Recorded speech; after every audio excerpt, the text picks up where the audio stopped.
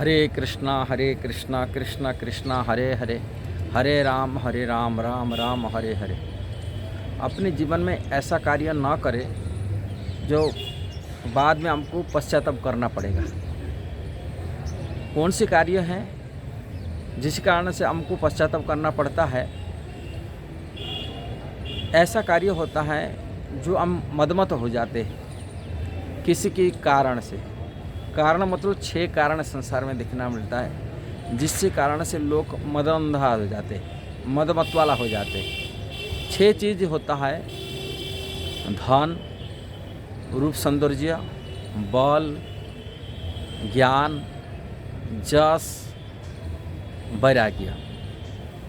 जो 6 चीज़ 6 ऐश्वर्य नाम से प्रसिद्ध है, जो भगवान के पास पूर्ण मात्रा में होता है। भगवान के अलावा कोई भी व्यक्ति पास है, देवताओं के पास है कि मनुष्य के पास हो कि यक्ष राक्षस के पास, किसी के पास यदि ये 6 चीज़ यदि किसी के पास अधिक मात्रा में हो जाता है, वो मदांध हो जाता है, मदमत वाला हो जाता है।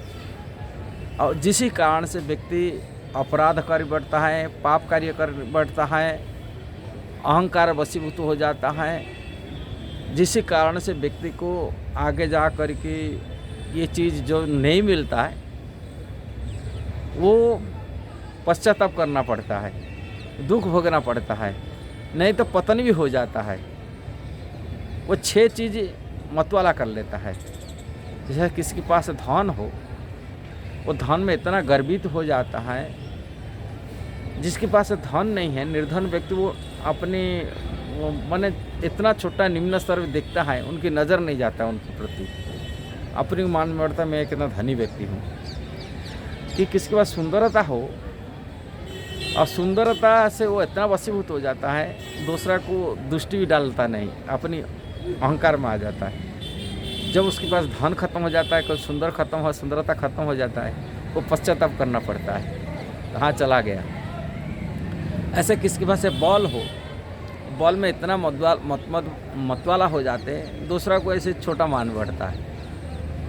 और जब वो धन कोई बीमार हो गया, कि रोग पड़ गया, कि वार्धक्य आ गया, उसकी बल पूरा क्षीण हो जाता है, उसको पश्चाताप करना पड़ता है। ऐसे किसी के पास जस कीर्ति हो जाए, उसमें भी मदांध हो जाता है, जिसी कारण से जब वो कीर्ति नष्ट हो जाता है, अपमानित हो जाता है, कि किसी कारण से उनका कीर्ति खत्म हो जाता है, समाज के लिए वो कलंकित हो जाता है, पश्चाताप करना पड़ता है। ऐसा किसी के पास ज्ञान हो, वो ज्ञान होने के नाते सभी को मूर्ख समझता है, अपने को बड़ा ज्ञानी समझता है, बुद्धिमान समझता है, किंतु वो ज्ञान ऐसे समय आता है, ज्ञान भी बुद्धि नष्ट हो जाता है, बोल नहीं पाता है, पूरी गूंगा बन जाता है कुछ भी कारण से, और जिसी कारण से पुण्य पश्चाताप करना पड़ेगा। ऐसा किसी वजह से विरक्त हो, विरक्त इसमें सबको बोलता है ये भोगी, मैं विरक्ति हूँ। ये विरक्ति भावना से अपने को इतना अहंकार आ जाता है, जो विरक्ति भी छूट जाता है, पुण्य वो भोगी बन जाता है। कई लोगों को देखा जाता है, वो विरक्त व्यक्ति जब दूसरा को दोष दृष्टि आते आते वो खुद पुण्य भोगी बन जाता है। इसलिए ऐसा कार्य ना हो जैसे आगे जाके पश्चाताप करना पड़े।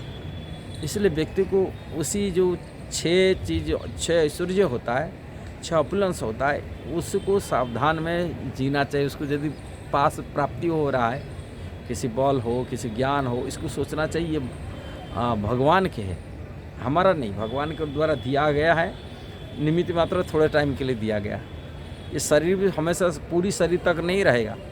मरने तक वो बल नहीं रहता है, कि ज्ञान नहीं रहता है, मरने तक धन नहीं रहता है, मरने तक कोई ज्ञान नहीं रहता है, ये कब नष्ट होगा। किंतु भगवान जब तक संरक्षण कर रखे, और भगवान की अनुकंपा सोच कर कि उनकी दिया हुआ है, अपना नहीं।